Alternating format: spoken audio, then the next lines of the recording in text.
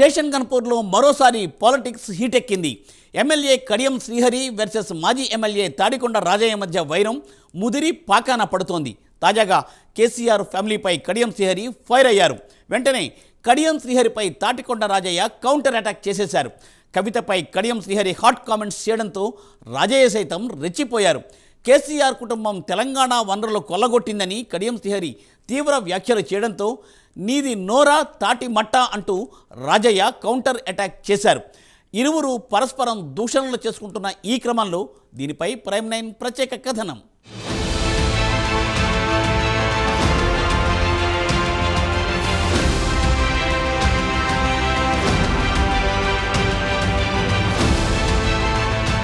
తెలంగాణలో స్టేషన్ ఘన్పూర్లో రాజకీయ వేడి రాజుకుంది. మరోసారి ఎమ్మెల్యే కడియం శ్రీహరి, మాజీ ఎమ్మెల్యే తాడికొండ రాజయ్య మధ్య రాజకీయ వైరం ముదిరి పాకాన పడింది.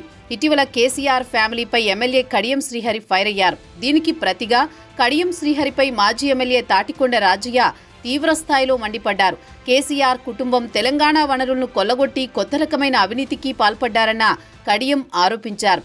అంతా దోచేసి ఈరోజు నీతివంతులం, నిజాయితీపరులమని మాట్లాడుతున్నారని కడియం శ్రీహరి దుయ్యబట్టారు. ఆ కుటుంబం నుండే ఢిల్లీ లిక్కర్ కేసులో ఇరుక్కుని కేసీఆర్ కుమార్తె కవిత జైలుకు వెళ్లారని హాట్ కామెంట్స్ చేశారు. అంతేకాదు ఫార్ములా ఈ కేసులో రేపో మాపో కేటీఆర్ కూడా జైలుకు వెళ్లబోతున్నారని చెప్పారు శ్రీహరి. కాళేశ్వరం ప్రాజెక్టు విషయంలో కేసీఆర్, హరీష్ రావు అనేక విధాలుగా సాంకేతిక తప్పులు చేశారని, కాంట్రాక్టర్ల నుంచి ముడుపులు తీసుకున్నారని ఆరోపించారు. అంతేగాక మరో అడుగు ముందుకేసి 2014లో కల్వకుంట్ల కుటుంబం ఆస్తులు ఎన్ని, ఇప్పుడు ఎన్ని అంటూ కడియం శ్రీహరి ప్రశ్నించారు. అధికారంలో ఉండి పెద్ద ఎత్తున కుటుంబము తెలంగాణ వనరులను కొల్లగొట్టి విధ్వంసానికి పాల్పడి కొత్త రకమైన అవినీతి అక్రమాలకు తెరలేపి ఇవాళ మేమే నిజాయితీపరులం అని మాట్లాడుతున్నారు. ఎలా మాట్లాడగలుగుతున్నారో నాకు అర్థం కావడం లేదు. నిజంగా ఓసారి ఆశ్చర్యం అనిపిస్తుంది. ఇవాళ కేసీఆర్ కుటుంబంలో, కల్వకుంట్ల కుటుంబంలో లిక్కర్ కేసులో ఇన్వాల్వ్ అయిందని చెప్పి, లిక్కర్ కేసులో కుంభకోణం జరిగిందని చెప్పి సాక్షాత్తు కేసీఆర్ బిడ్డ కవిత గారు ఢిల్లీలో తిహార్ జైల్లో ఎన్ని రోజులు ఉన్నదో మనందరికీ కూడా తెలుసు.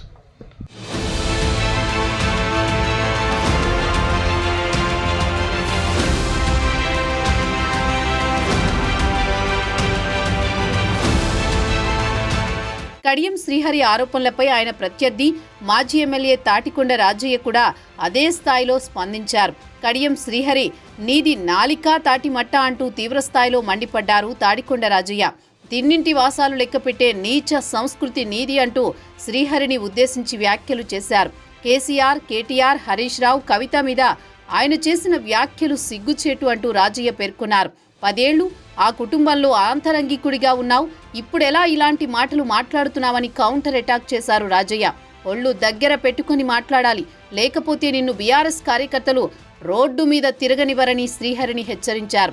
నమ్మక ద్రోహానికి ప్రతిరూపం కడియం శ్రీహరి అని రాజయ్య అన్నారు. నీ ద్రోహాన్ని చూసి కాంగ్రెస్ వాళ్లు కూడా సిగ్గుపడతారని అన్నారు. 1994కు ముందు నీ ఆస్తులు ఎంత, ఇప్పుడు ఎంత అంటూ తిరిగి శ్రీహరిని ప్రశ్నించారు మాజీ ఎమ్మెల్యే తాటికొండ రాజయ్య. స్టేషన్ గన్పూర్ నియోజకవర్గంలో మల్కాపూర్ అనే గ్రామంలో మాట్లాడడం జరిగింది. అసలు కడియం శ్రీహరి మాట్లాడే మాటలు, ఆయన మాటలు నాలుక తాటిమట్ట అన్నట్టు ఆయన భాష చాలా ఏయంగా, బాధాకరంగా, తిన్నింటి వాసాలు లెక్కబెట్టే విధంగా ఆయన మాట్లాడడం జరిగింది. బీఆర్ఎస్ పార్టీ అధినాయకుల గురించి మాట్లాడితే పెద్ద నాయకుడిని అవుతాడనే ఒక భావంతో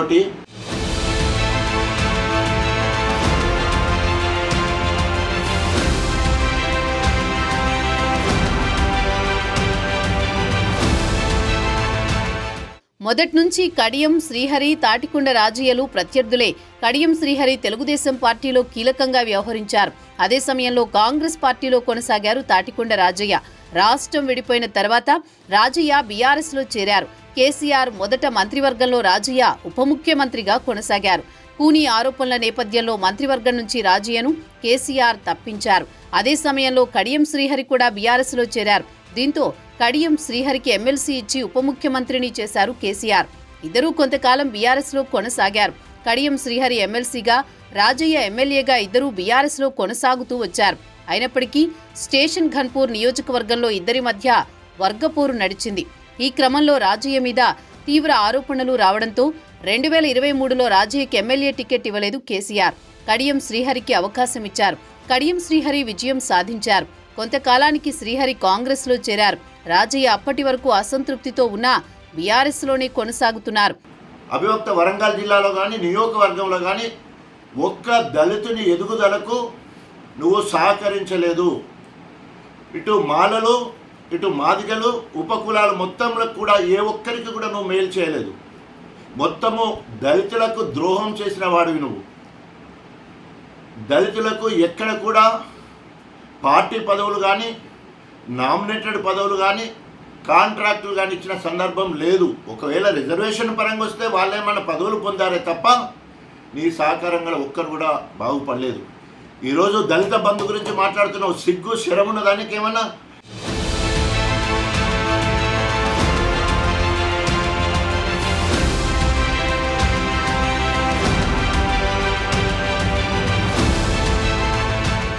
ఇప్పుడు ఇద్దరూ వేర్వేరు పార్టీలలో కొనసాగడంతో రాజకీయ వైరం ఇంకా ముదిరిపోయింది. తరచూ ఇరువురు నేతలు తీవ్ర పదజాలంతో దూషించుకోవడం జరుగుతోంది. కడియం శ్రీహరి కుమార్తె కావ్య కూడా కాంగ్రెస్ తరపున వరంగల్ నుంచి ఎంపీగా గెలుపొందారు. దీంతో కాంగ్రెస్లో గట్టి పట్టు సాధించారు కడియం. మరోవైపు నియోజకవర్గంలో బీఆర్ఎస్కు ఉన్న ఏకైక దిక్కు రాజయ్య. ఈ క్రమంలో రెండు పార్టీలు ఇరువురు నేతలకు పూర్తి స్వేచ్ఛనిచ్చాయి. ఇద్దరి మధ్య రాజకీయ వైరం ఎటు దారి తీస్తుందో చూడాలి మరి.